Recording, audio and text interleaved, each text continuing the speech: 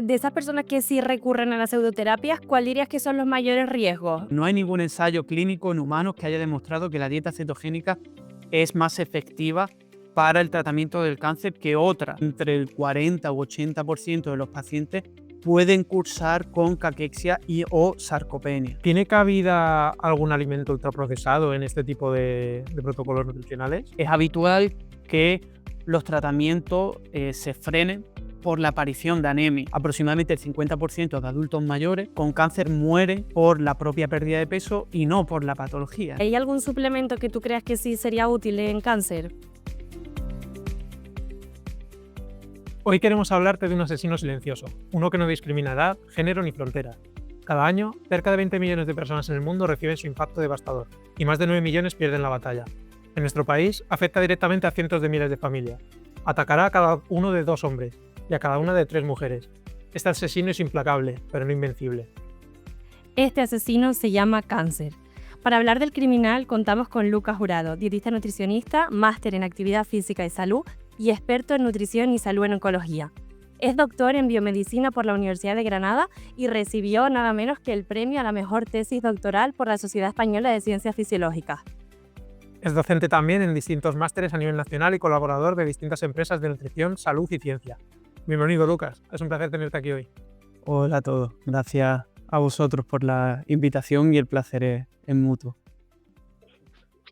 Dentro de la nutrición, Lucas, el aspecto oncológico no suele ser de los más frecuentes que solemos ni estudiar, porque es cierto que en la carrera no hay mucha oferta de este perfil de aprendizaje, y luego tampoco es que haya mucha gente que se dedique a ello. Quizá porque es un tema que es más o menos nuevo y quizá en el futuro sí que tenga pues mayor proyección.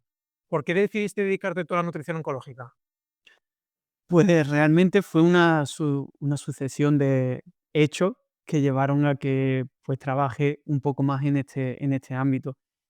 Simplemente mi historia personal fue que en tercero de carrera, pues aquí en la Universidad de Granada tenemos la optativa de nutrición y cáncer, y yo justo en tercero de carrera decidí solicitar lo que se llama la beca de colaboración. Entonces, barajando dentro de las opciones de, de los distintos departamentos que habíamos tenido durante estos años de carrera, la docente de nutrición y cáncer fue una de las que más me llenó por su forma de comunicar las clases. Entonces, básicamente, solicité la beca, me la concedieron y estuvimos realizando un proyecto de intervención nutricional y ejercicio físico en mujeres supervivientes de cáncer de mama. Y a partir de ahí, pues ya una cosa llevó a la otra y tuve que pues entrar de lleno en el área de nutrición oncológica y pues hacer el trabajo fin de grado y ya un poco investigar un poco por mi cuenta, porque en aquel entonces no había formaciones de nutrición en oncología. Bueno, el cáncer ha sido un tema de investigación central a lo largo de la historia. Se han dedicado muchos recursos a estudiarlo y en última instancia a prevenirlo. Explícanos brevemente, porque es un tema muy complejo, ¿qué es el cáncer? Vale. Vamos a intentar hacerlo sencillo. Entonces, nosotros tenemos células en nuestro organismo y estas células, pues, tienen una capacidad de reproducirse, pero a su vez tenemos otros sistemas que hacen que limiten esa reproducción o ese crecimiento de células. Es decir, paran el crecimiento, por ejemplo, podríamos hablar de soldados, ¿vale? Por poner un ejemplo. Entonces, nosotros tenemos distintos soldados, que son las células, y tenemos otros soldados que hacen que no tengamos una cantidad de soldados ilimitada. ¿Qué es lo que sucede? Que por distintos mecanismos, que pueden ser mecanismos ambientales o mecanismos, por ejemplo, hereditarios, por mutaciones o cambios en un gen específico, pues no tenemos la capacidad de limitar esas células que están creciendo, ese ejército que teníamos inicialmente que está creciendo. Entonces, se va a producir un crecimiento descontrolado de todas estas células, de todos estos soldados, y van a tener la capacidad de estar constantemente creciendo y generar lo que llamaríamos pues ese tumor, porque no hemos sido capaces de pues frenarlo. Entonces tenemos que también tener en cuenta que constantemente surgen células que escapan de estos mecanismos de control, pero en una situación en la cual no tenemos estímulos externos que nos permiten controlar este stop en el crecimiento, esta parada en el crecimiento, pues no supone ningún problema. ¿Qué sucede? Que cuando ya vamos acumulando distintos factores de riesgo, pues cuando puede surgir esa patología o ese tumor patológico que llamaríamos. Vale, sí, al final, es un tema que yo creo que todos conocemos a alguien que ha padecido o está padeciendo cáncer, y me gustaría saber cuál es ahora mismo, en 2025 ya, cuál es la prevalencia de cáncer en nuestro país, y si de verdad hay una tendencia al alza, y esto puede ser o bien porque estamos a lo mejor más expuestos a esos posibles carcinógenos, o porque también se está detectando más. ¿Vale? Yo creo que antes de daros un poco datos, quiero recalcar un aspecto y es que cuando hablamos de incidencia en este tipo de enfermedades tenemos que intentar escoger la incidencia ajustada por edad. ¿Por qué? Porque sabemos que a mayor edad mayor riesgo de cáncer. Entonces, sabemos que la población actual, especialmente en países desarrollados, es una población mucho más envejecida. Entonces, es normal que aparezcan un mayor número de casos. Entonces, esto es importante tener en cuenta cuando analizamos datos epidemiológicos, especialmente en datos en la patología del cáncer, porque no podemos comparar una incidencia, hablemos, por ejemplo, 100 casos por 100.000 en una población joven a una incidencia de 100 casos por 100.000 en una población muy envejecida. No es lo mismo. Entonces, partiendo de este caso, datos actuales de 2024 no tenemos. Los últimos datos de la Organización Mundial de la Salud corresponden a 2022, si no me equivoco, y concretamente creo que se diagnosticaron un total de 280.000 casos nuevos en 2022 en España, lo que vendría a corresponder a entre 270, 280 casos por 100.000 cuando ajustamos por esa edad. Realmente, si lo traducimos a porcentaje, va a ser un 0,2%, 0,3% aproximadamente de incidencia de casos nuevos que están diagnosticando o se diagnosticaron en 2022.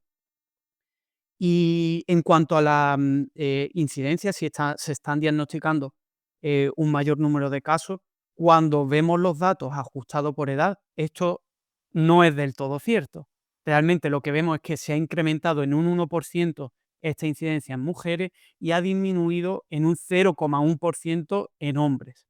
Es decir, cuando ajustamos por esa edad, obviamente vemos que más o menos el número de casos en los últimos 20 años, perdón, que no lo he mencionado, pues no ha incrementado en estos últimos 20 años.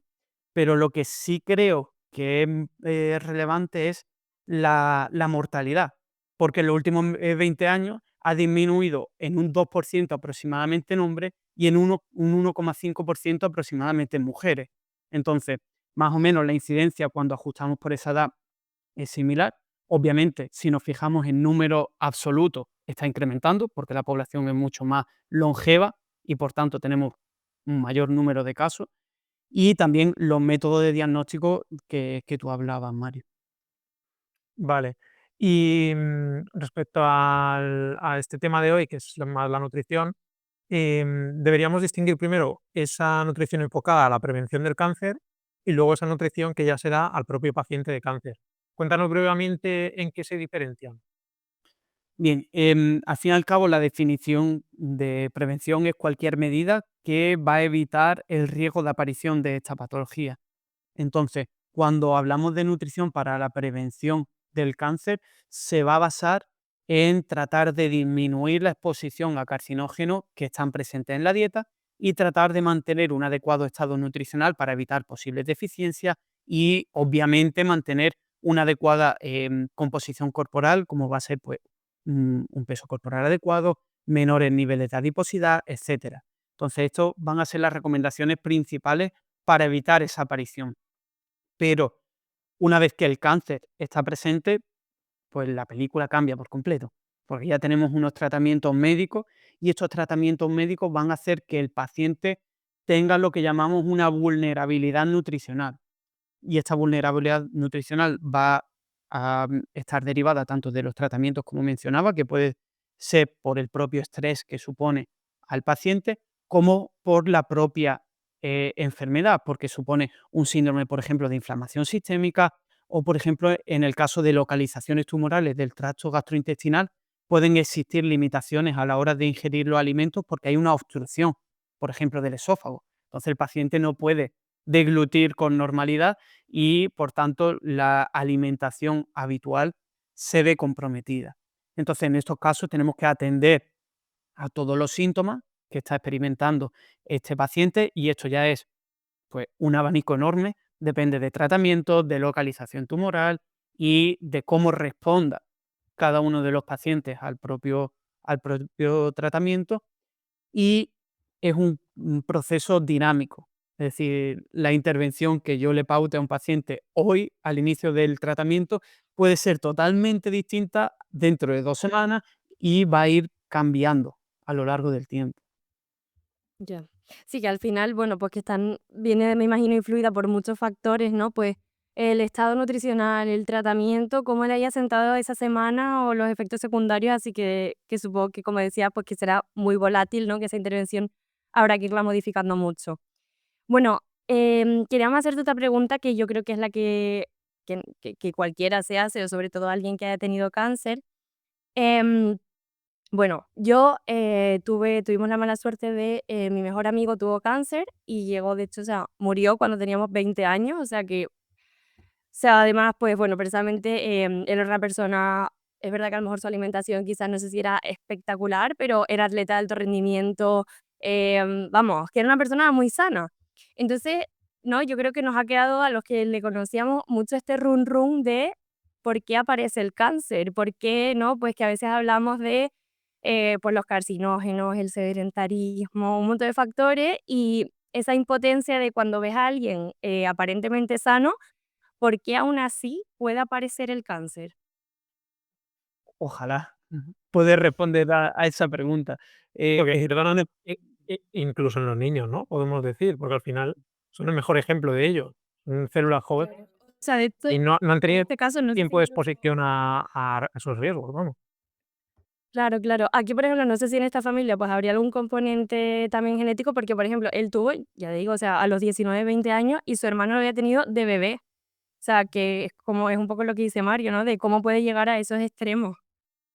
Claro, tenemos que tener en cuenta que hay ciertos cánceres que son hereditarios por una mutación concreta en un gen, como por ejemplo el BRCA2 en el caso del cáncer de mama. Pues sabemos que la mutación en este gen puede ser hereditaria y pasar de madre a hija y pues suponer, hacer que la hija tenga un mayor riesgo.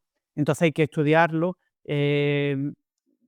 Actualmente no se hacen estudios genéticos, a menos que, pues ya el paciente haya desarrollado el cáncer para saber si, por ejemplo, los hijos van a tener un mayor riesgo. Entonces, tenemos que tener en cuenta que hay un componente hereditario que no podemos obviarnos. ¿Vale? Pero luego también, pues, el cáncer es una patología, pues, muy compleja, en la cual intervienen muchos mecanismos y, por ejemplo, no es solo esos carcinógenos de la dieta o estar físicamente activo, hay otros carcinógenos que pueden, venir derivados de otras exposiciones, como puede ser una exposición a la radiación, o, por ejemplo, exposiciones a ciertos tóxicos, como pueden ser aquellos trabajadores que están en minas, etcétera. Entonces, es tan complejo que, no es solo un factor el que determina que yo tenga ese cáncer, sino es, el cúmulo de todos los factores y, quizás si yo tengo otras patologías también adyacentes, como por ejemplo puede ser ese sobrepeso, obesidad, pues también voy a tener más riesgo. Pero actualmente no sabemos en una persona cuál es el motivo por el cual se ha desarrollado esa patología. Entonces, es muy difícil responder a esa pregunta. Yo no me atrevo, de hecho, porque no soy una persona como para sentar cátedra en ese sentido, porque es muy, muy compleja. Normal. O sea, efectivamente influyen un montón de factores. Pensaba, por ejemplo, que seguro que recordarás en la Universidad de Granada en particular se hacía mucho énfasis de los disruptores endocrinos, porque no solo estábamos con Marieta, sino con Nicolás Olea. Entonces, en ese sentido, ¿hasta qué punto, bueno, por poner un poco en contexto, si alguien así que nos escucha, con disruptores endocrinos, bueno, pues hablamos de todas estas sustancias químicas capaces de interferir en el sistema endocrino y afectar nuestra salud, pues, que están, ¿no? Pues, en los tejidos de la ropa, en desodorantes, en maquillantes, en maquillaje, etcétera. ¿Estos también podrían aumentar el riesgo de la enfermedad? Aunque no están recogidos como carcinógenos tipo 1 en la clasificación de la IARC, por ejemplo, un subtipo del bifenol A sí ya está como tipo 2A, ¿vale? Ha subido de nivel. Entonces ya estamos viendo que sí que podrían. Entonces no es algo 100% certero porque obviamente la investigación en este área es relativamente novedosa, no llevamos muchos años, entonces estamos viendo, pero sí que hay una cierta relación, sobre todo en cánceres de localizaciones tumorales hormonodependientes. Por ejemplo, en mama, en ovario o útero, en el caso de hombres, por ejemplo, testículo o próstata, o incluso en localizaciones como tiroides. Entonces, en estos casos, sí puede interferir con el normal funcionamiento de las hormonas que están involucradas en estos tejidos y hacer que se produzca esta vía de escape de las células que están creciendo constantemente, porque pues, las hormonas que regulan el funcionamiento habitual de este tejido pues, no están funcionando bien porque existe una exposición continua, constantemente estamos exponiendo a ese bifenol A, por ejemplo, que se encuentra en muchos plásticos y hace que, por ejemplo, pues, estas hormonas no funcionen correctamente. Vale. Antes te preguntábamos una pregunta un poco genérica, ¿no? De qué era el cáncer, que es un tema muy complejo. También queríamos adentrarnos un poco en esa parte más de fisiología, ¿no? Pues se suele hablar de que la célula tumoral es una supercélula, como si fuera una versión mejorada, ¿no? Como antes nos decías, que es capaz, digamos, de saltarse esas barreras, por decirlo así, y que no se le puede frenar tan fácilmente. ¿Por qué es así? ¿Cómo funciona a nivel metabólico un tumor? Pues funciona de todas las formas metabólicas que conocemos en nuestro organismo. Es decir, la característica del tumor es que, por ejemplo, la obtención de energía no va a ser únicamente a través de una vía, sino va a ser capaz de tener lo que llamamos una plasticidad metabólica que va a hacer que su funcionamiento metabólico vaya fluctuando según lo que el cuerpo le permita tener. Por ejemplo, si yo no le permito tener glucosa, existen estudios en los cuales la célula tumoral se adapta a los lípidos o a los cuerpos cetónicos. Si yo no le permito tener lípidos, existen estudios que han visto que se adapta también a la obtención de energía a partir de otros nutrientes. Entonces, aparte de estas características, pues tiene la característica de obtener energía también en distintas situaciones, tanto en presencia de oxígeno como en ausencia de oxígeno. Entonces, también ya tenemos otro componente más que está afectando. Y luego también existe una capacidad o una situación en la cual tenemos el microambiente tumoral, que son todas las células y tejidos que rodean a ese tumor. Entonces, no es solo el tumor, sino también lo que hay alrededor. Entonces, cuando tenemos esta patología, existe una situación en la cual se crean una mayor cantidad de vasos sanguíneos alrededor del tumor, lo que permite que puedan acudir una mayor cantidad de nutrientes, por ejemplo, que permitan proliferar la célula, porque simplemente está produciendo carreteras nuevas que están llegando a ese tumor. Entonces no es lo mismo si la energía procede de una única carretera, así procede de 100 carreteras. Entonces, son tantos los mecanismos que es muy complejo. Al fin y al cabo funciona como una célula muy, muy agresiva y que prácticamente le da igual cualquier mecanismo de control que tengamos en el organismo que va a ser capaz de escaparse. Es una célula muy inteligente a nivel metabólico en ese sentido. Vale, y con esa complejidad que has dicho que rodea al tumor, este tipo de afirmaciones que dicen algunos, sobre todo en Instagram, de que, pues bueno, pues si como el tumor consume mucha glucosa, si quitamos la glucosa de la dieta, pues ya está, pues matamos de hambre al tumor. Eso evidentemente no funciona así. Cuéntanos un poco por qué ese tipo de afirmaciones son súper peligrosas. En primer lugar, porque, es decir, los niveles de glucosa sanguínea no dependen únicamente de la glucosa que nosotros aportemos de forma exógena. Existen mecanismos metabólicos internos mediante los cuales nosotros podemos obtener glucosa, pues, por ejemplo, a partir de aminoácidos, incluso a partir de algunos otros compuestos, como puede ser el lactato, algunos otros metabolitos, perdón, que es la palabra concreta. Entonces, partiendo del punto que nosotros podemos producir glucosa a partir de distintos sustratos energéticos de forma interna, ya nos está diciendo que no es solo lo que yo ingiero. Por otra parte, eh, es muy complejo, es decir, la captación de glucosa por el tumor depende de muchos mecanismos. En primer lugar, la disponibilidad del sustrato en ese microambiente tumoral que decía. Luego depende también de si el tumor tiene un fenotipo glucolítico o un fenotipo que oxida otro sustrato energético, es decir, a nivel metabólico hay tumores que son más dependientes de esa glucosa y hay tumores que son más dependientes de otro sustrato energético. Y luego tenemos fenotipos híbridos que pueden oxidar todo lo que tengan a su disposición. Entonces, nosotros no sabemos a ciencia cierta el fenotipo metabólico de la célula tumoral de ese paciente. Entonces, puede ser que nosotros estemos restringiendo la glucosa y realmente el fenotipo metabólico sea el contrario, totalmente. Entonces, ya estamos teniendo otro punto a tener en cuenta por el cual no tiene sustento. Y adicionalmente tenemos que tener en cuenta el nutricionismo en el cual caen todas estas afirmaciones en redes sociales. Cuando se habla del efecto Warburg, que es el famoso efecto Warburg, mediante el cual está demonizado los carbohidratos, habla únicamente de que las células tumorales consumen una gran cantidad de glucosa en presencia de oxígeno para producir lactato. Este es el efecto Warburg. No habla nada de carbohidratos dietéticos y no habla nada de fuentes nutricionales.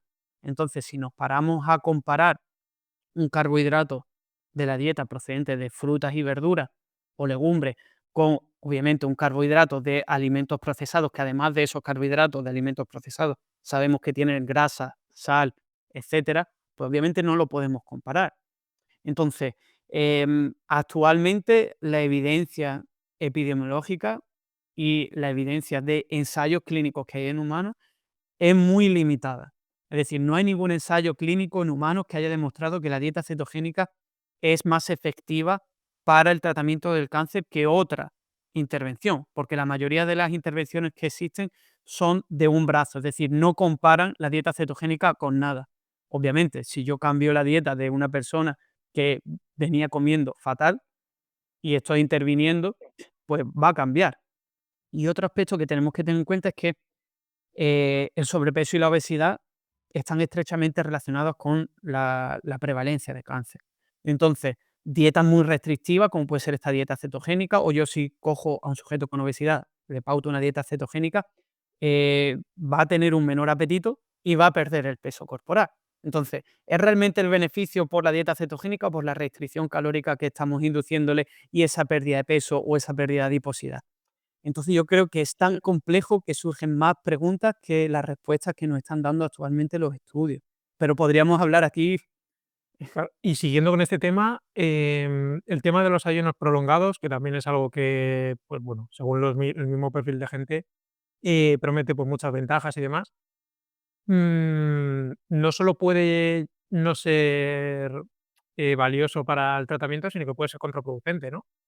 Sí, para el tratamiento es muy importante una evaluación individualizada del paciente, porque aproximadamente entre el 40 u 80% de los pacientes pueden cursar con caquexia y o sarcopenia.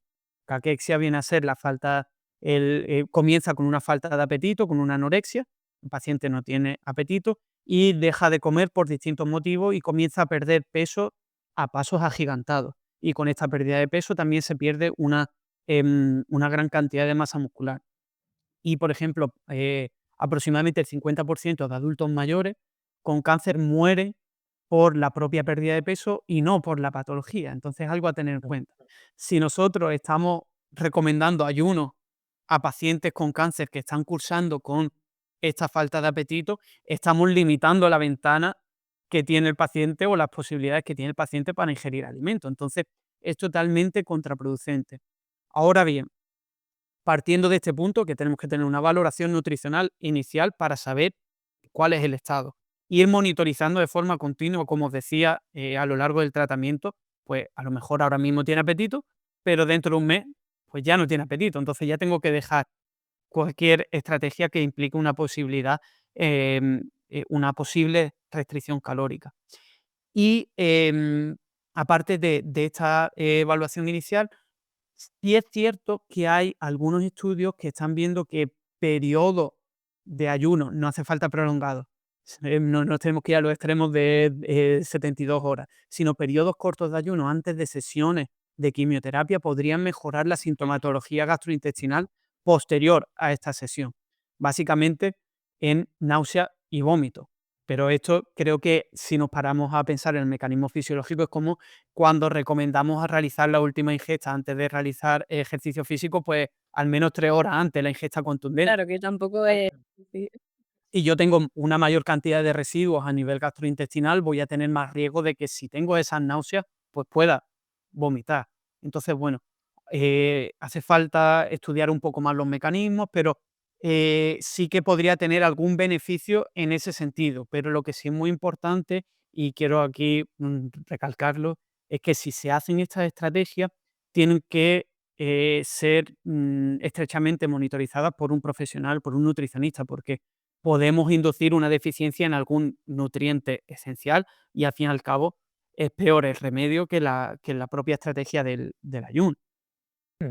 Vale, entonces, yendo ya a la práctica como tal, ¿cómo se debe enfocar la nutrición de un paciente con cáncer? Pues, en primer lugar, individualizada. Este sería el primer punto, porque cada paciente es un mundo, de verdad. No es tan sencillo como otras situaciones, pues si ya en otras situaciones vemos que la individualización es importante en cuanto a gustos, preferencias, horarios y demás, aquí ya entran en juego esos síntomas que hablaba antes. Y los síntomas son muy variados. Pueden ir desde síntomas como fatiga, linfedema, problemas en la piel, hasta problemas gastrointestinales, llagas o sequedad en la boca, etcétera. Entonces, aquí ya tenemos un abanico muy grande. Partiendo de este punto, nosotros tenemos que asegurar ciertos nutrientes que llamémoslo, pueden ser críticos. Uno de ellos va a ser la energía, por lo que mencionaba anteriormente de este riesgo de caquexia o sarcopenia. Otro va a ser intentar incrementar ligeramente la ingesta de proteínas. Cuando digo ligeramente no nos tenemos que ir a los extremos de 2 gramos por kilogramo de peso. Ya las guías clínicas nos dicen que entre 1 y 1,2 es suficiente. Es decir, no hace falta que nos obsesionemos con la proteína porque a veces también nos obsesionamos, pero sí ligeramente superior o decir, recomendarle al paciente o hacer una intervención en la cual se preste atención a este nutriente.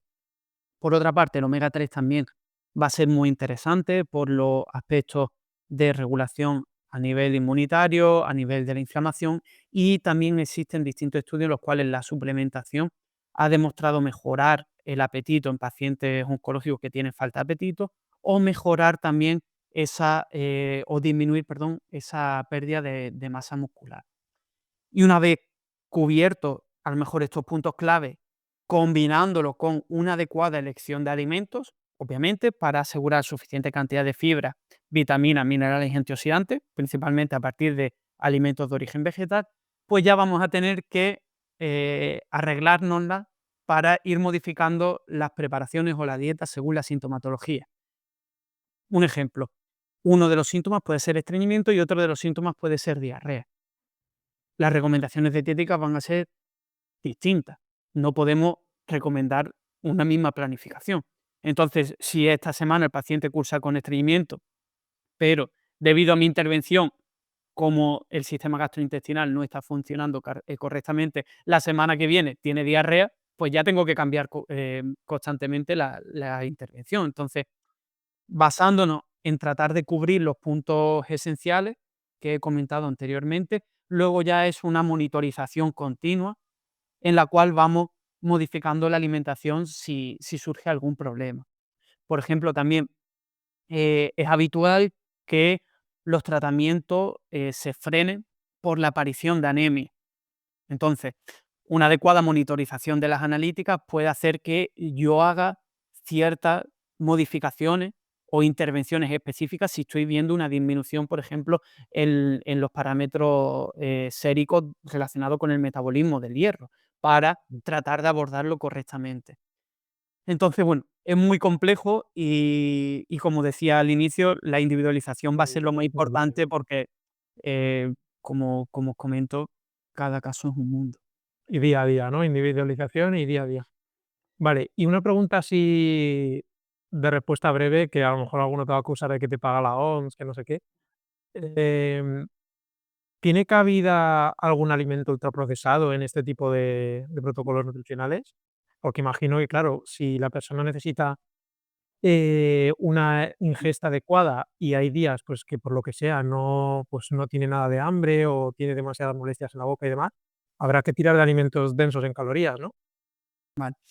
Eh, a nivel científico, solo he encontrado una publicación al respecto, que es un position statement, una posición de la Asociación Dietética perdón, Asociación Británica de Dietistas, en la cual hacen hincapié en esto. En casos de malnutrición, se deben considerar los alimentos procesados, ¿vale? No tan ultraprocesados, porque podemos incluir ya un rango amplio dentro de estos alimentos Sí. procesados, porque me van a ayudar a incluir más cantidad de energía. Entonces, a nivel científico solo he encontrado esta publicación. A nivel personal, y esto quiero hacer hincapié, ya es una opinión obviamente mía, sí, sin duda, es útil, ¿vale? Por ejemplo, el enriquecimiento con azúcares simples, que a lo mejor en otra situación de prevención no lo recomendaría, es muy útil, ¿vale? Porque, por ejemplo, un paciente solo tolera alimentos de textura pues tierna o suave y le apetece únicamente yogur porque es fácil de ingerirlo, pues a lo mejor si yo le añado miel, que sabemos que son azúcares simples, ya la energía que le estoy aportando no es la misma, ¿vale? Y, por ejemplo, si yo hago un batido con el yogur, le añado estos azúcares simples, que sabemos que para prevención no debemos priorizarlo y lo podemos incluir, pues no hay ningún problema.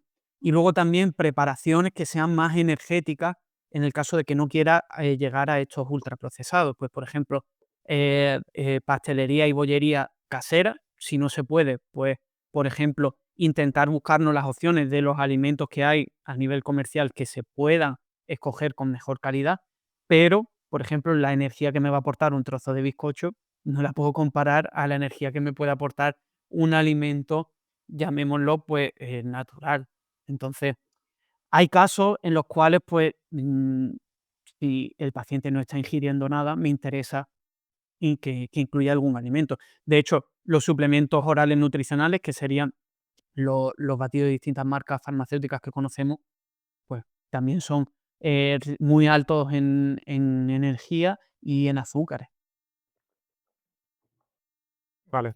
Y también queríamos preguntarte cuáles son los mitos que más te encuentras en los pacientes, así como enumerarlos brevemente, pues un poco en general y quizás en particular en la nutrición. El azúcar, sin duda, de Vale. azúcar no, es decir, existe una obsesión, creo, compulsiva por este azúcar y pensar que todo es azúcar.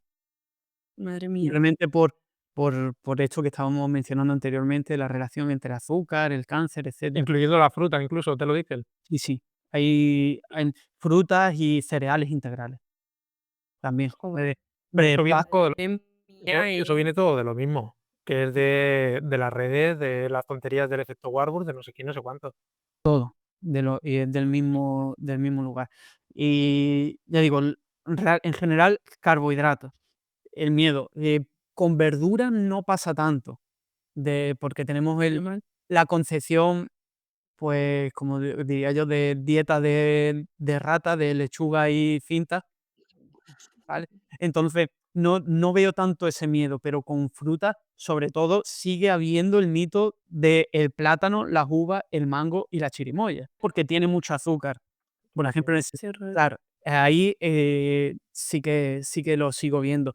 En relación a la fruta, también con fruta deshidratada tienen también miedo y, por ejemplo, también me puede permitir añadir mayor cantidad de energía en menos volumen. Al fin y al cabo, la densidad energética es mucho mayor. que puede ser interesante. Y es que en realidad la mayoría suelen venir en este aspecto. Y el Y más allá de la nutrición, bueno, el ayuno. Sí, no, que si también te piden lo del tema del ayuno y todo eso. sí, no tanto. Es decir, yo eso, las prácticas del ayuno los veo más en profesionales que en pacientes, porque, por ejemplo, uno de los síntomas más prevalentes es la fatiga. Entonces, van a hacer ayuno porque no les apetece comer. Entonces, Mm. están desanimados, tienen una sintomatología emocional muy grave y una sintomatología negativa, y muchas veces no les apetece comer. Entonces, hacen los ayunos autoimpuestos no porque crean que es mejor, sino porque no pueden a nivel de la sintomatología que están sufriendo, ingerir la cantidad habitual de alimentos. Pero no me preguntan tanto, a veces sí, porque como cada vez lo vamos viendo más en las redes, pues a veces surgen esas preguntas. Y por ejemplo, yo les comento lo que he mencionado aquí, pero les explico que no se tienen que ir al extremo de realizar esos ayunos largos, porque simplemente a lo mejor adelantando la cena de la noche anterior a la sesión de quimioterapia y no desayunando, quizás ya se pueden sentir mejor. Y hay algunos pacientes que sí han visto pues, que se sienten mejor tras esa sesión de quimioterapia. Pero son cambios a lo mejor mínimos que no van enfocados a esos mecanismos mágicos que se postulan en redes. Y más allá de la nutrición en particular, pero ¿usan la mayoría pseudoterapia o están dubitativos a inclinarse por ella? La mayoría no, creo que hay dos extremos polarizados. Hay un extremo que es pseudoterapia, suplementos naturales de tipos muy extraños, porque he llegado a ver suplementos que he tenido que buscar realmente lo que eran, porque digo, ¿esto qué es? ¿De dónde ha salido? Y es de verdad. Luego infusiones de distintos tipos, bayas, superalimentos, pues bueno, quizás ya sabemos un poco o nos imaginamos el fenotipo de todas estas estrategias que estoy hablando. Entonces, en esos casos son casos que vienen con todo, creo yo. Em, en casos que son moderados, ya vemos que a lo mejor pues realizan intervenciones de estilo de vida, no veo que acudan tanto a esa pseudoterapia. Yo creo que solo es un grupo específico, pero esos grupos específicos son muy extremistas, hacen todas las pseudoterapias que he visto. Sí, sí, pero Vale. no diría que Y, sería la mayoría. de esas personas que sí recurren a las pseudoterapias, ¿cuál dirías que son los mayores riesgos? O sea, el hecho de que abandonen la terapia principal o interacción con fármaco, ¿o qué crees que es lo peor que puede pasar ahí? Pues las dos cosas que estás mencionando, porque hay algunas corrientes de pseudoterapia que lo que postulan es que te puedes curar del cáncer sin necesidad de tratamiento médico, y que el tratamiento médico es lo peor, que no tienes que hacerle caso a ese tratamiento médico, etcétera. Entonces, si siguen estas corrientes, pues hay pacientes que han muerto realmente porque no han llevado a cabo ninguna intervención. Y hay noticias en medios de comunicación que podemos acudir todos nosotros, en las cuales demuestran y ponen en manifiesto esta situación. Aparte de esto, normalmente el otro de los riesgos es la suplementación en altas dosis de componentes sin saber si existe esa interacción con los fármacos, ¿vale? Por ejemplo, hay muchos suplementos que se metabolizan a través de una vía hepática que se llama citocromo P450, y coincide que muchos de los fármacos se metabolizan a través de la misma vía. Entonces nosotros podemos estar induciendo una toxicidad hepática simplemente porque le estamos recomendando al paciente que se suplemente de este suplemento en cuestión. Entonces, además de esa interacción, podemos agravar los síntomas derivados de del tratamiento que estábamos mencionando anteriormente, y puede ser que el tratamiento se tenga que frenar porque el paciente, por ejemplo, tiene una toxicidad hepática derivada de esa interacción. Entonces, ¿Y es hay real- algún suplemento? Uy, perdona. no, que realmente muy importante hacer hincapié en este aspecto de que si un paciente se va a suplementar, que primero acuda a un profesional que pueda evaluar la interacción con el fármaco, no solo a nivel de nutrición oncológica, creo que lo debería hacer cualquier paciente que esté bajo tratamiento farmacológico, porque el riesgo es verdaderamente grave. Ya. Y justo te iba a preguntar, ¿y hay algún suplemento que tú creas que sí sería útil en cáncer? Y varios. En primer lugar, los suplementos de vitaminas o minerales específicas cuando el paciente no es capaz de alcanzar la ingesta recomendada.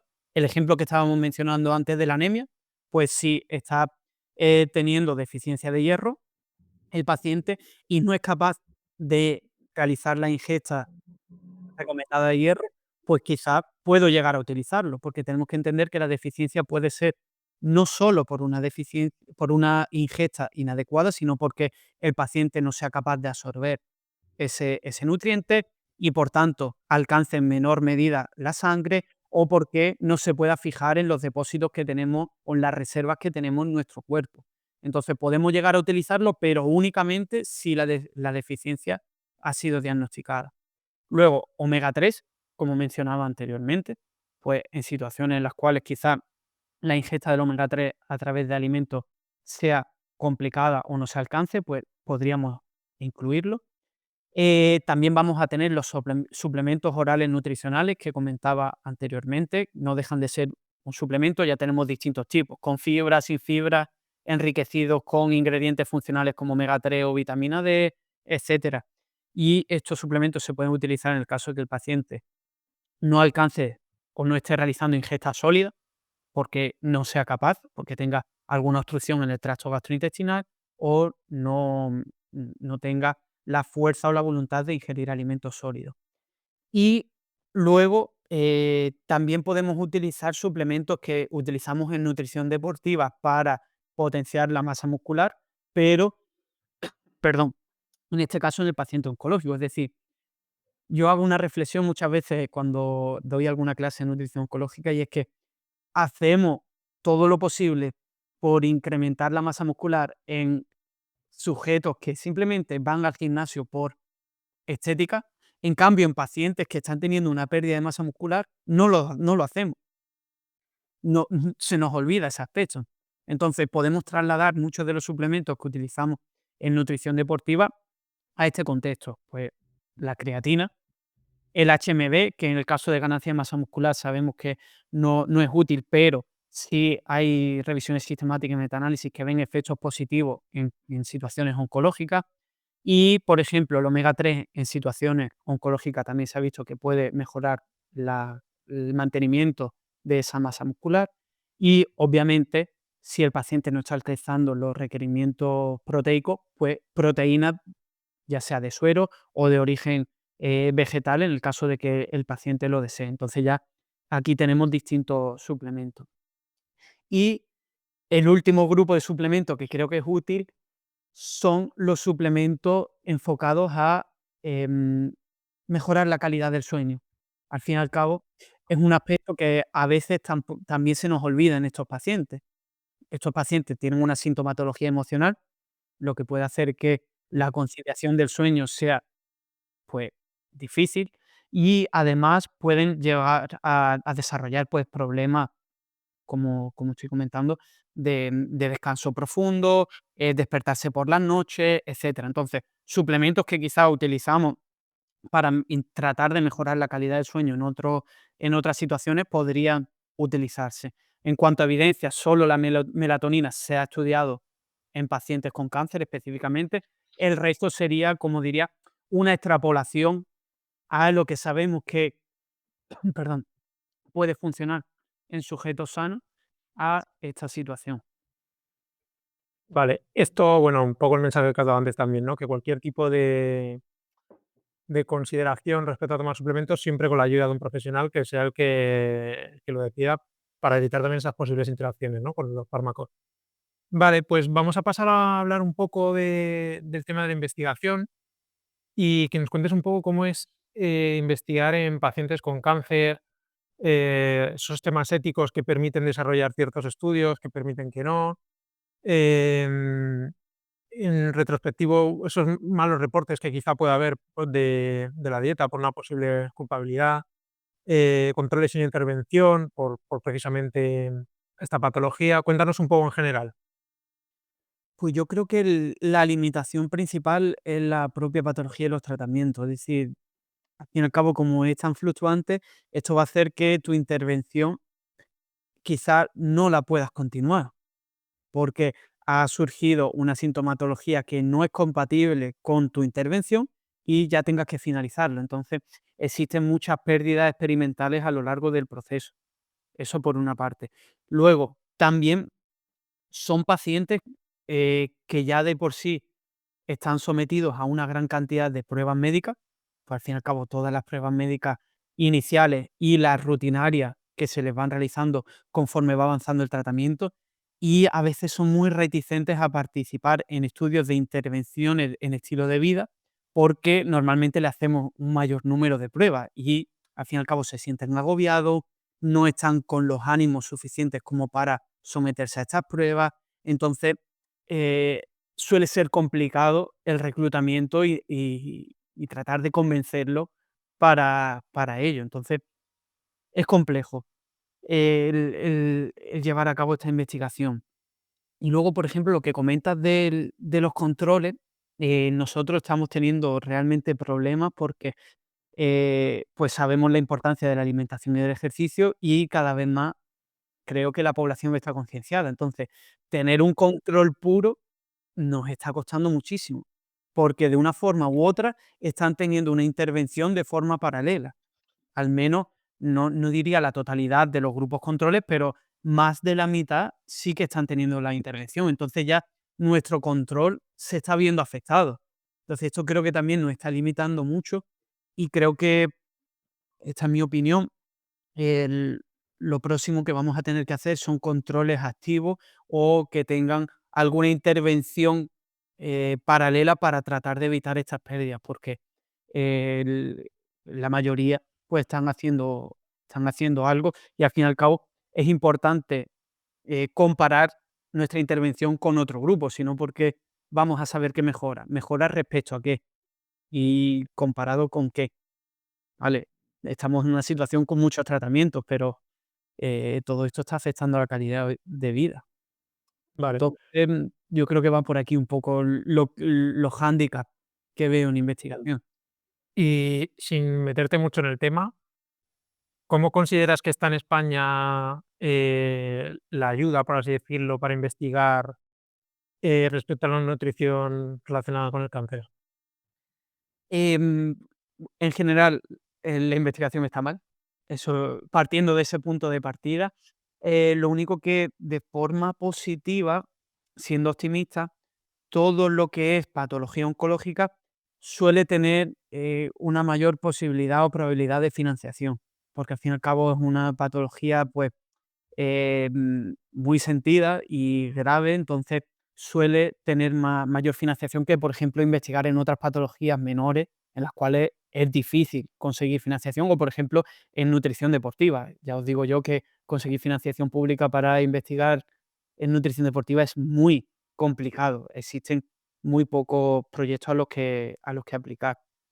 Entonces, partiendo de este punto, la financiación para intervención en nutrición también son limitadas, porque aunque cada vez más se están financiando, las intervenciones que se están financiando son aquellas enfocadas en lo que llamamos hot topic, en tópicos de investigación pues muy al alza. Pues como podríamos decir, ayuno, porque está en boca de todo lo que esté relacionado con microbiota también se está financiando, no digo todo, sino tiene más probabilidad porque es un tema al alza.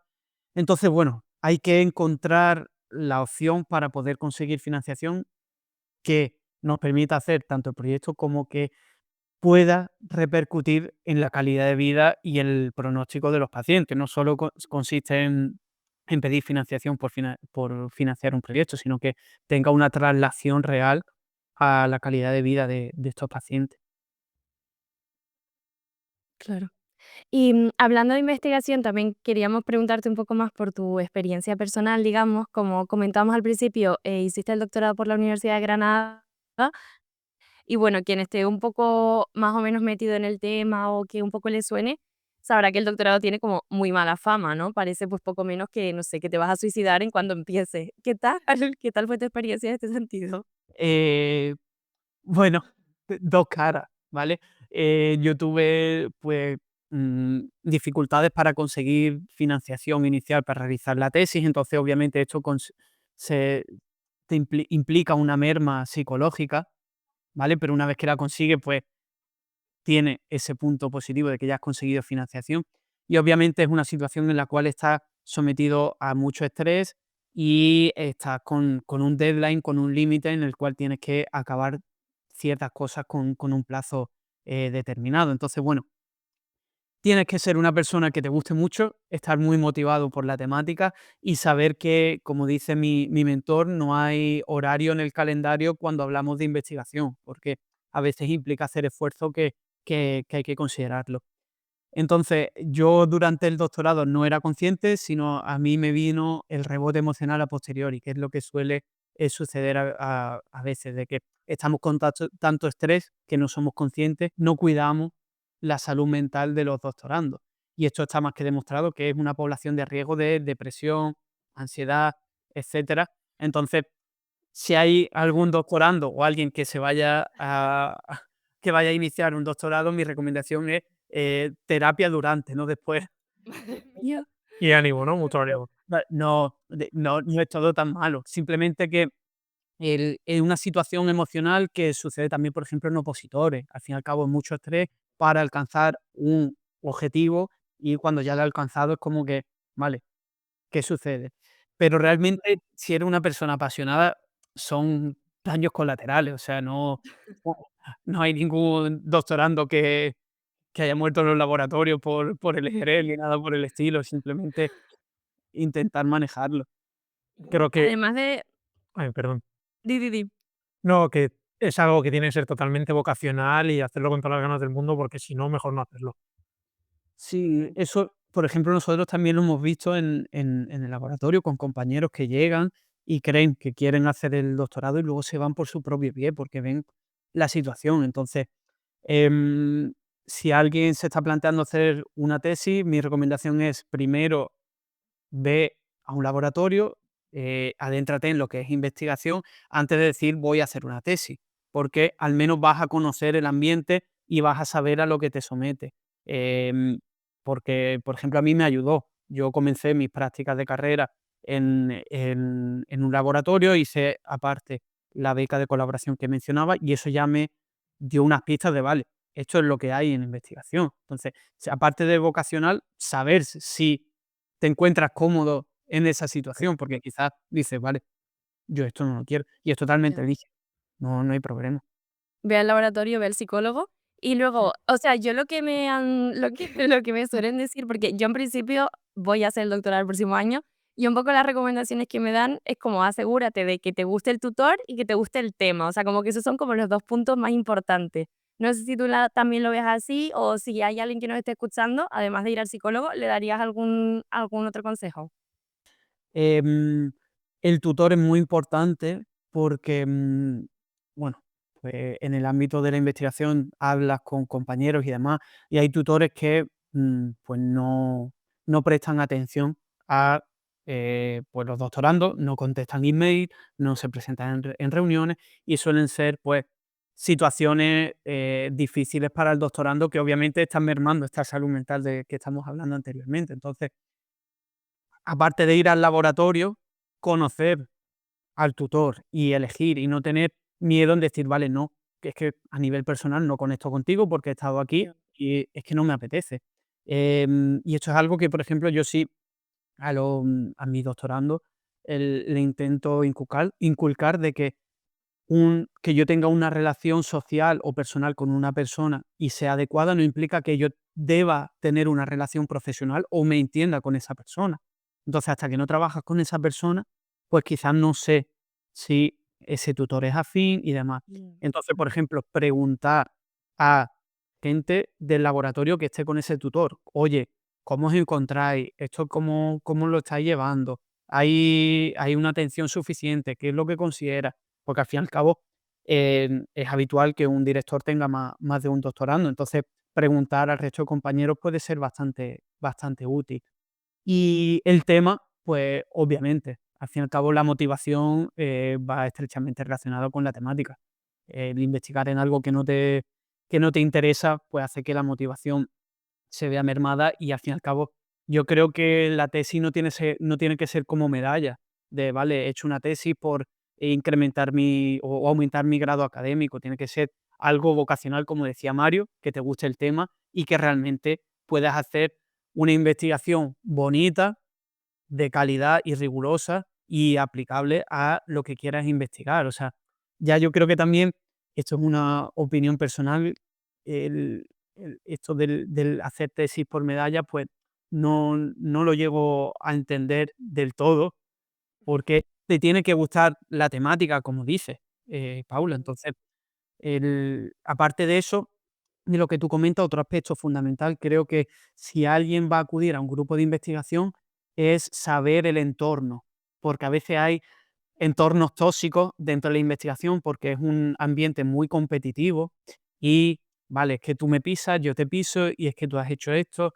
Entonces, mi recomendación también es conocer y preguntar cuál es el entorno en el cual se va a trabajar en el laboratorio, si hay una buena relación personal entre los distintos investigadores, porque pues, a nadie nos gusta llegar a un sitio y que haya discusiones entre los investigadores principales, porque a veces suele ocurrir, o entre investigadores predoctorales. Entonces, el entorno creo que también es importante y no solo el tutor y el tema, porque al fin y al cabo hacer una investigación de lo que te gusta, estando rodeada de personas que tienen un ambiente tóxico, pues también afecta. Vamos, que Bueno, a ver qué tal me va. es clave un poco informarse, ¿no? Sobre todo de dónde te vas a meter. No llegar y luego darte cuenta de la situación, sino informar. Claro.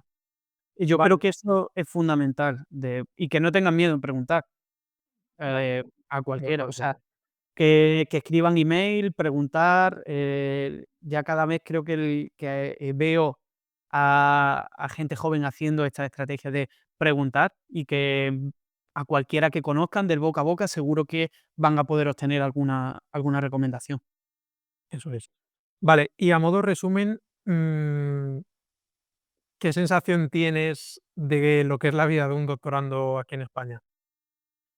Que es una vida precaria. Bueno, tenemos que hablar del doctorando que se dedica únicamente a investigación, que es todo lo que estaba hablando anteriormente. Obviamente, em, pues tengo doctorandos que compatibilizan la tesis con el trabajo externo y es un trabajo vocacional realmente, porque si tú ya tienes tu trabajo, el meterte en un doctorado no es por ganar dinero, por así decirlo, por ganarte la vida, es porque realmente te gusta y quieres hacerlo. Entonces, lo que estaba comentando es a aquellos doctorandos pues, con financiación que se dedican únicamente a investigación. Y yo creo que es muy precaria porque las condiciones laborales son realmente pésimas. Muchos contratos anteriormente eran becas, por ejemplo, no cotizábamos a la seguridad social, no teníamos derecho a indemnización tras finalización de contrato, es decir, derechos mínimos de los trabajadores, no los teníamos los doctorandos. Entonces, ya estamos hablando de eh, aspectos que son legales, que no deberían estar permitidos en nuestro país. Claro, unos mínimos muy mínimos. Exacto. Y aparte de esta situación, yo creo que el nivel científico es muy bueno. Y esto es algo que creo que tenemos que resaltar, porque a veces nos comparamos con el norte de Europa, con pues Estados Unidos, etcétera, pero cuando nosotros vamos a otros laboratorios, el nivel científico es bueno y tenemos grandes investigadores en España que están realizando descubrimientos muy importantes en su etapa predoctoral, incluso descubrimientos que van a cambiar, por ejemplo, el paradigma del cáncer, con publicaciones como Nature, On Science, en publicaciones en revistas muy importantes. Entonces, yo creo que tenemos que entender que el nivel científico es muy bueno y de los doctorandos también, pero el punto negativo es que a veces los doctorandos llegan perdidos. Y a mí me pasó. Es decir, yo llego a un laboratorio, en la carrera te explican muy poco sobre investigación y no sabes, no te adentras. Entonces te encuentras perdido, no sabes ni siquiera abrir un programa de análisis de datos para analizar tus datos y conlleva mucho tiempo de aprendizaje. Entonces, ese es un punto negativo, pero de la propia formación, pero entiendo que no podemos dar formación de investigación a todo porque si no, por ejemplo, en nutrición sería muy específica. Pero en algunas disciplinas sí que no son tan ciencias puras, tipo, no sé, biología, química, bioquímica, que sí tienen una vía muy directa de investigación. Es decir, en nuestra rama de ciencia de la salud estamos un poco perdidos, tanto en diseño experimental, en controles experimentales, análisis estadístico, interpretación de resultados, etcétera. Entonces, ese es el punto negativo que a veces nos cuesta, pues, un tiempo alcanzar durante las primeras etapas del doctorando, porque no es un trabajo que hayamos hecho previamente. Vale. Y ya para venir al presente, cuéntanos un poco en qué estás trabajando ahora. Muchísimas cosas, Un par de pinceladas. demasiadas, pero, por ejemplo, estamos dirigiendo varias tesis relacionadas con nutrición deportiva, una de ellas específicamente en CrossFit, 2 de ellas específicamente, sobre disponibilidad energética en una cohorte de atletas españoles y la relación con distintos parámetros fenotípicos, como puede ser gasto metabólico en reposo, niveles de actividad física, etcétera. Eso por una parte. Luego estamos finalizando un ensayo controlado, aleatorizado, de intervención de nutrición y ejercicio en pacientes con cáncer de mama que están con tratamientos neoadyuvantes de quimioterapia. Entonces nos quedan pocas pacientes que reclutar. Esperemos que ya durante este curso lo acabemos.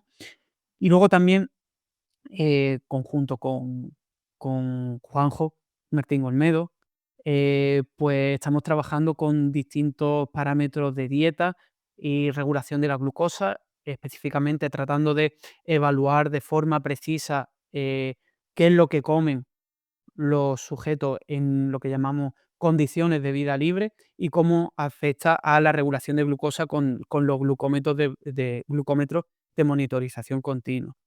Entonces ya son estudios un poco más de precisión y que estamos realizando en situaciones de vida libre, principalmente porque cuando nosotros sometemos o traemos a una persona al laboratorio, cambia su comportamiento y esto es algo que tenemos que tener en cuenta, que el mero hecho de que yo ya te esté estudiando hace que de forma inconsciente tú ya comas algún alimento totalmente distinto o que cambies tu comportamiento. Y aparte de eso, pues trabajando con lo que llamamos parámetros ómicos, que no sé si conocéis lo que es. Al fin y al cabo, Imagino de genómica y todo eso, ¿no? claro, no tanto genómica, sino las ciencias ómicas es un conjunto de ciencias que tratan de estudiar con precisión distintos mecanismos moleculares del organismo. Tenemos los genes, que sería genómica, y luego tenemos la metabolómica o lipidómica, que lo que estudia son pequeñas moléculas que tenemos en nuestro organismo que no son detectables en grandes cantidades, no son detectables en cantidades como puede ser la glucosa, unos triglicéridos, etcétera. Entonces estamos trabajando con parámetros de lipidómica también y metabolómica para estudiar cuál es la respuesta a programas de entrenamiento y programas nutricionales de forma precisa sobre estos parámetros. Un poco más lo que llamamos la medicina de precisión o la nutrición de precisión, que sería la relación entre todas estas ómicas. Por ejemplo, la microbiota entraría también como metagenómica dentro de todas estas ómicas, y un poco hacer hincapié o ver qué es lo que está sucediendo. Porque, por ejemplo, hemos visto que un programa de intervención de 24 semanas de ejercicio no modifica los niveles de colesterol, triglicéridos y apolipoproteínas, perdón, pero produce un cambio dinámico en los subtipos de triglicéridos. Es decir, cuando vamos a hacer hincapié en qué composición tienen los ácidos grasos de esos triglicéridos, sí vemos un cambio, pero cuando vemos a grandes rasgos, no. Y este cambio, por ejemplo, se relaciona con la mejora en la capacidad cardiorrespiratoria, en el V2 max. Entonces, bueno, por aquí va un poco también la línea de investigación que estamos siguiendo, que es un poco más la parte de medicina de precisión, nutrición de precisión, y demás. ¿Y hay alguna otra área que todavía no hayas tocado y que sí que tengas ganas de empezar a trabajar con ella? Buena pregunta, nunca me lo he planteado, realmente. Hay áreas que no he tocado, que principalmente son, modelos preclínicos, ¿vale? Solo he trabajado con modelos en ratones, una vez, pero así el trabajo ha sido mínimo. Pero, por ejemplo, esa área no la he llegado a trabajar. Entonces, muchas veces para hacer lo que llamamos una investigación translacional, por ejemplo, lo que vemos en humanos, tratar de demostrar cuál es el mecanismo, biológico, pues necesitamos de estos modelos. Entonces, por ejemplo, ese área, es que no, realmente no me ha dado tiempo. Entonces, ha sido un poco complejo. Pero ahora mismo no te sé decir ninguna otra área, porque el resto de áreas, pues, por lo que pueden ser otras patologías, etcétera, tampoco es algo que actualmente sea mi prioridad a nivel científica, porque tengo otras prioridades. Bueno, ahora queríamos pasar a una serie de preguntas rápidas, que bueno, son un poco abiertas, pero bueno, vamos a intentar a ver si podemos aportar así una respuesta, lanzar una respuesta cerrada, digamos. Bueno, ¿cómo crees que habrá evolucionado el tratamiento para el cáncer en 20 años? Sé que no es nada fácil, por eso, por eso te decía. Pues yo creo que será una evolución hacia lo que estábamos llamando la medicina de precisión. Ya hemos visto que el abanico en los tipos de tratamiento se ha abierto en los últimos años. Por ejemplo, la inmunoterapia, se considera primera línea de tratamiento en unas localizaciones tumorales, y antes no era así. Entonces yo creo que va a ir un poco en esa línea de ser mucho más preciso sobre el tipo de tratamiento según el tumor, y tratar de, hacer una evaluación más específica del paciente. Vale, sí, porque, por ejemplo, estamos hartos de ver ya desde hace bastante tiempo además, pues esa gente que dice que, pues que, vamos, es que de hecho hace nada oí un podcast de Jordi Wild, que es La Competencia, que, que decía eso, que el cáncer como que ya tenía fecha de caducidad, ¿no? Que un poco más de 10 años ya estaría curado. Entonces, claro, este tipo de afirmaciones, hay a quien encima le puede generar ciertas esperanzas, pero yo creo que está bien dejar claro que es todo mucho más complejo de lo que parece, que ojalá pudiera ser así, pero que estamos muy lejos, ¿no? Yo creo que sí. Y otro aspecto que hay que tener en cuenta es que el cáncer se considera enfermedad crónica. ¿Qué significa esto? Que yo haya padecido un cáncer significa que tengo más riesgo de desarrollar un segundo cáncer a posteriori, o de tener una recidiva, es decir, de que aparezca el cáncer en el tejido en el cual lo he tenido. Entonces, no es todo, vale, ya he finalizado el tratamiento, la primera línea de tratamiento, sino que necesitamos distintas, revisiones a lo largo del tiempo. Y, por ejemplo, en el caso hipotético de que se pudiese erradicar rápidamente, quizás la investigación tendría que ir dirigida a cómo evitar esa recidiva o unos segundos cánceres. Vale. Hemos estado hablando de la investigación aquí en España, pues bueno, que es un poco difícil, vamos a dejarlo ahí. ¿Has considerado venirte fuera? He estado de estancia fuera, pero a largo plazo no. No, no lo he considerado, pues, por motivos personales, y al fin y al cabo es complejo también estar fuera. Pero, no considero que sea un limitante, en mi caso. Hay casos que obviamente, pues sí, potencian la trayectoria científica o el aprendizaje, pero ahora mismo creo que mi aprendizaje, sigue siendo lineal, estando aquí en España. Otra pregunta voy yo con las densas, parece. ¿Qué 4 claves darías para prevenir el cáncer o para intentar evitarlo a la medida que se pueda? 4 solamente. Pues entraríamos no fumar y no beber alcohol. Esa sería una, o 2. Yo siempre he oído que vamos, nos lo dijo Gerard, que vino al episodio 2, que es cardiólogo, que el fumar es lo peor, pero para todo, incluyendo cáncer. El fumar, vamos, el número uno en todos los rankings de lo peor. Sí, sí, sí. Y eso te lo dejamos meter como una, no te preocupes. Vale, vale. Entonces, tabaco y alcohol, obviamente tendríamos una. Luego, niveles elevados de actividad física y entrenamiento, obviamente, ¿vale? No es solo actividad física, porque yo creo que se nos olvida el componente, por ejemplo, de la masa muscular, que tiene sobre esta patología. Y luego, claro, es que dentro de dieta podría decir mantener una dieta adecuada para la prevención, pero Sí, sí, dilo, dilo. Yo busca- es muy ambiguo. Pero, por ejemplo, te diría que mantener un patrón basado en alimentos de origen vegetal, principalmente por la ingesta de pues, fibra, por ejemplo, que se sabe que disminuye el contacto de los carcinógenos de la dieta con el tracto gastrointestinal y todos los antioxidantes, vitaminas, minerales, etcétera. Y no sé cuál sería la cuarta, porque realmente sí. Yo tengo uno en mente, Lleva algo- ¿eh? Si quieres te ayudo. di- El sol, ¿no? La exposición al Sí. sol, Claro, o sea, es que algo que no hemos comentado es que cuando hablamos de cáncer hablamos de muchísimas patologías y no solo una. Es algo que se me ha olvidado mencionar al inicio.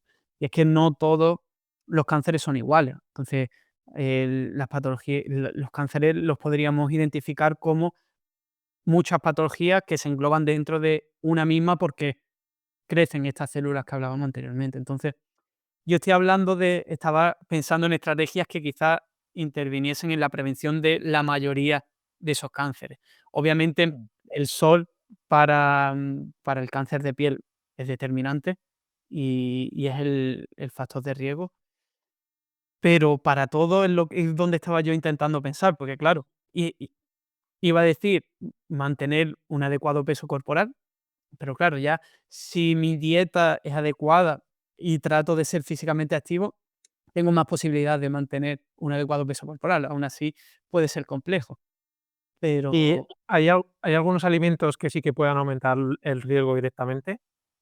de cáncer, Mm, vale. Em, Alcohol entraría dentro de, obviamente, todas las bebidas alcohólicas. Luego tenemos que tener en cuenta los alimentos, no solo por la fuente original, sino por cómo los preparamos. Es decir, no todas las preparaciones que estén quemadas o tostadas o que estén realizadas mediante técnicas como barbacoas o ahumados, se sabe que incrementan el riesgo de cáncer por la formación de distintos compuestos carcinógenos. Entonces, entrarían los ahumados y además el resto de alimentos que yo preparo de esta forma. Luego tendríamos las carnes procesadas, que sí sabemos que incrementan el riesgo de cáncer. Y luego un aspecto que poca gente sabe son las temperaturas. Las altas temperaturas pueden producir una abrasión en todas las mucosas de la boca y el esófago, y esa abrasión constante puede hacer que el riesgo de cáncer sea mucho mayor. Entonces, por ejemplo, en Argentina tienen mayor riesgo de cáncer del tracto gastrointestinal superior por el mate, porque están constantemente tomando alimentos a muy alta temperatura.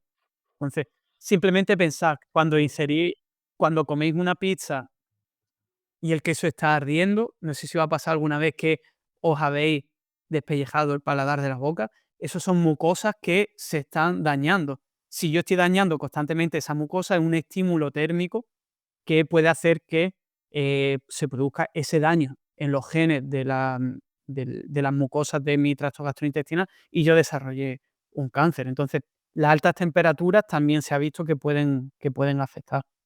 Qué curioso. Y luego yo quería, ahora que nombrabas eso, hacerte una mini pregunta. Nombrabas lo del ahumado, bueno, y en general, ¿no? Varias técnicas culinarias. Y claro, entiendo que estas técnicas ejercen mayor o menor perjuicio también en base a esa materia prima que se cocina, ¿no? O sea, pensaba sobre todo, por ejemplo, el tofu ahumado, ¿crees que o sea, que pueden haber ahí componentes iniciales que también puedan acabar siendo perjudiciales o quizás menos que otro alimento ahumado? Esto es opinión, ¿vale? O sea, no he leído nada al Es muy respecto. específica. Sí, me gustaría hacer simplemente hincapié que es una opinión. Creo que, obviamente, no podríamos compararlo con una carne procesada o roja a la barbacoa, en la cual sabemos que la formación es mucho mayor, o, por ejemplo, otros alimentos que se puede producir la reacción de Maillard por la caramelización, ¿vale? Son mecanismos distintos, pero aún así no sería totalmente inocuo creo, porque ha tenido una exposición a ese humo. Entonces, al fin y al cabo, con el humo se producen esos componentes, pero tendría que leerlo en detalle, ¿vale? O sea, quiero hacer hincapié en eso, en esto, que es simplemente una opinión de que no sería totalmente inocuo, pero no lo podríamos comparar con estas carnes porque no se producen esas reacciones químicas que dan lugar a otros productos. Estupendo. Vale. Yo hace poco tengo pendiente de leer un artículo que creo que salió, si no esta semana, la anterior, sobre el air fryer, que dejaba caer alguna cosilla de ese estilo también. Así que bueno, no voy a comentar mucho al respecto aún, pero habrá que andarse un ojo. Sí, y también las altas temperaturas.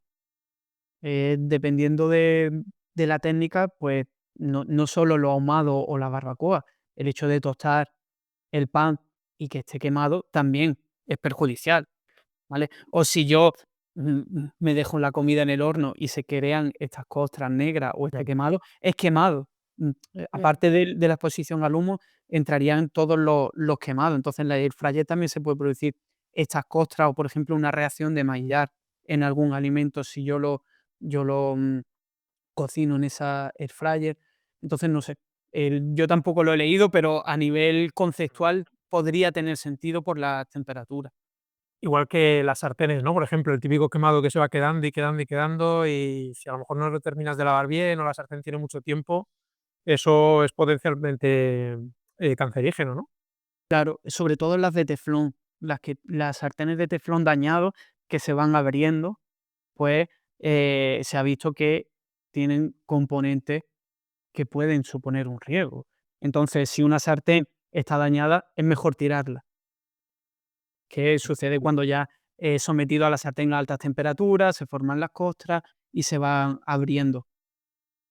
Vale, bueno, pues dejamos un poco ya de lado el tema este y quiero que nos recomiendes un recurso, un par de recursos sobre el tema del cáncer y la nutrición, ya sea pues en un libro, en algún curso, algún paper muy relevante que a ti te marcara, lo que veas. Vale, os puedo dejar varios. El primero creo que es muy útil para profesionales y para pacientes, lo único que está en inglés, que es una web que se llama About Herbs, en la cual yo puedo incluir distintos nombres de suplementos de los miles que hay de nutracéuticos, hierbas y demás, y me indican las interacciones con los tratamientos que tiene. Entonces tiene una parte para pacientes y una parte para profesionales en la cual se indaga un poco más en mecanismos, en fármacos, etcétera. Entonces para pacientes el lenguaje es mucho más sencillo. Entonces esta es una web del Memorial Sloan, que es un hospital de Estados Unidos, y yo creo que es un recurso muy útil para todos los profesionales, porque podemos acudir a buscarlo en nuestra rutina, del día a día. Luego creo que, las revisiones o las guías clínicas de la ESPEN sobre nutrición en el paciente oncológico y malnutrición en el paciente oncológico son muy útiles, porque recogen generalmente como la posición de la ESPEN, de la Sociedad Europea de Nutrición Enteral y Parenteral. Entonces, para algún profesional que quiera tener una idea general, pues puede ser bastante útil. Y luego de libros, no sé el nombre exacto, pero la Academia de Nutricionistas Americana tiene un libro específico de nutrición en el paciente oncológico y es bastante completo porque vienen tratamientos según las distintas localizaciones, qué consecuencias tiene cada una de los tratamientos y cuáles son los riesgos de cada una de las localizaciones, etcétera. Entonces, aquel profesional que quiera indagar, em, pues bueno, me puede preguntar o si no, yo luego os puedo pasar lo los Sí, lo títulos, ponemos. si los queréis poner, que no me Mm. importa, pero ese libro a mí me ayudó bastante para, pues, estudiar, porque es muy completo, tanto por la parte médica como por la parte nutricional específica. Vale, ¿y algún otro recurso más enfocado al tema de la investigación? Eso que has dicho, pues justo cuando vas a empezar ese doctorado, alguna herramienta así que te pueda ser muy útil para saber un poco cómo es luego en la práctica y demás, para aquel que no esté muy familiarizado con el tema. Pues, realmente no conozco muchas herramientas. Sí que conozco libros, por ejemplo, específicos de análisis estadístico, según el software que vayas a realizar. pero herramientas específicas, pues ya dependiendo del área en el cual te estés involucrado. No sé, por ejemplo, si alguien quiere comenzar a realizar análisis de datos con SPSS, hay un libro de Andy Fields que es muy útil porque te pone los ejemplos de cómo tienes que hacer paso a paso los análisis estadísticos. Luego hay libros también de Excel aplicado a la investigación, por si se necesitan hacer alguna calculadora específica para Excel, porque tengo que procesar mis datos, etcétera.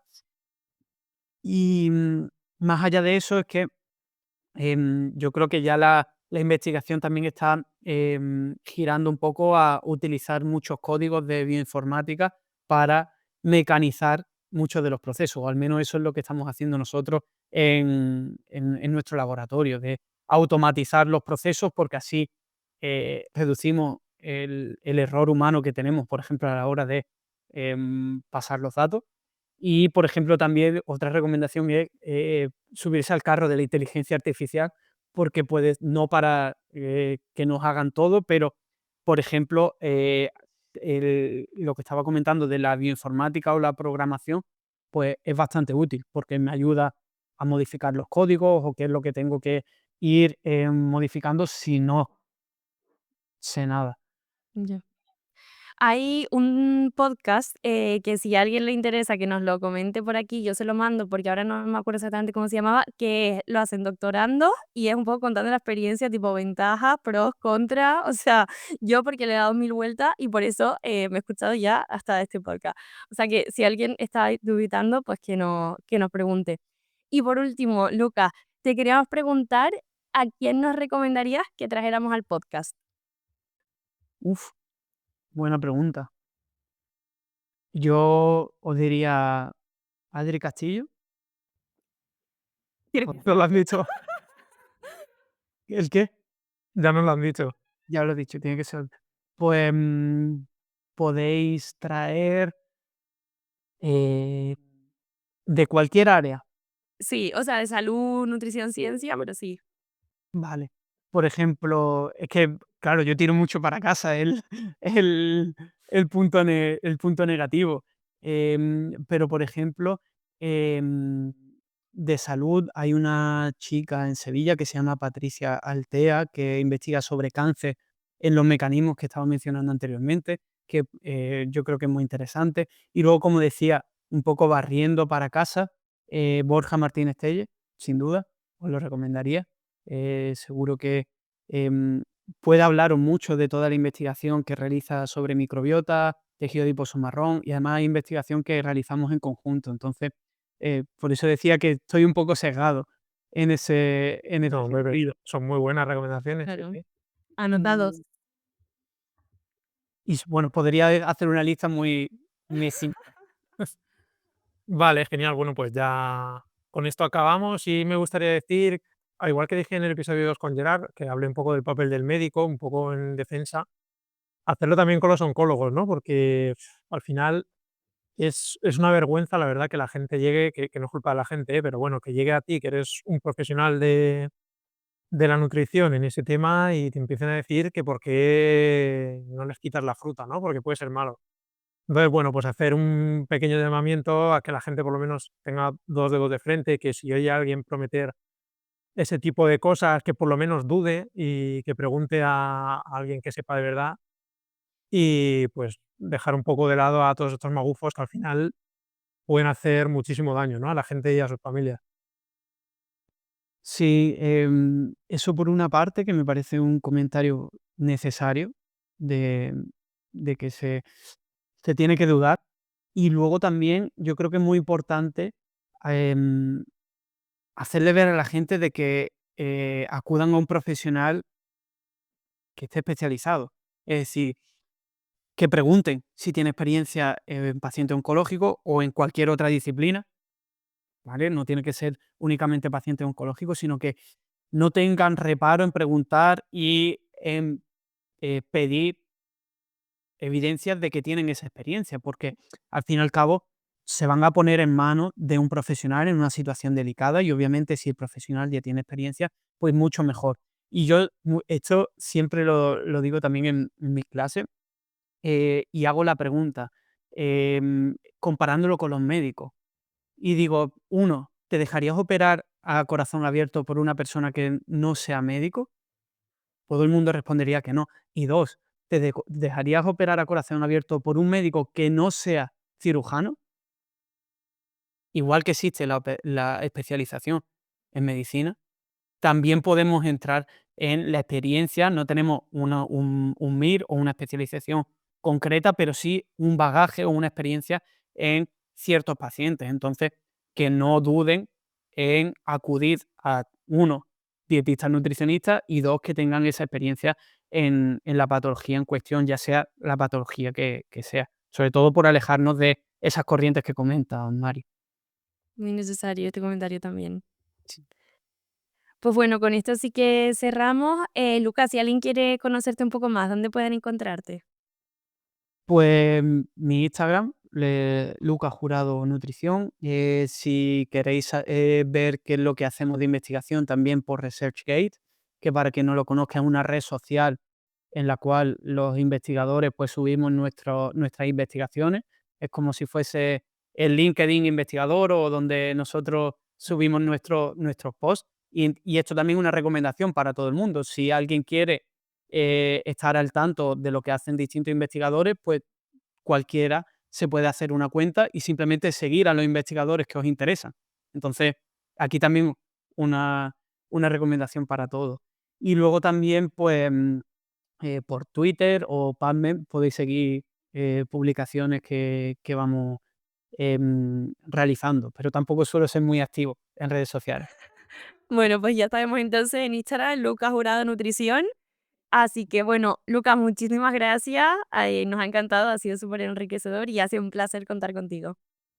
Muchas gracias a vosotros y me alegro que haya sido así. Gracias, chao.